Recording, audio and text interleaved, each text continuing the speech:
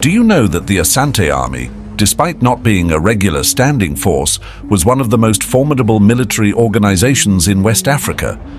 Unlike the structured and permanently established armies of European powers, the Asante military operated on a feudal levy system. It relied on warriors raised by the 24 tribal heads of the empire, with additional forces drawn from conquered states. This method of assembling an army allowed the Asantes to muster immense numbers, sometimes reaching up to 100,000 warriors.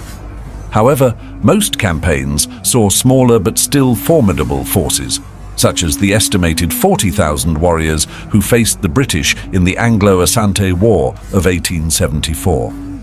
How did such an irregular force maintain cohesion, discipline, and battlefield success? The answer lay in a combination of strong leadership, strict discipline, and a military doctrine that was both strategic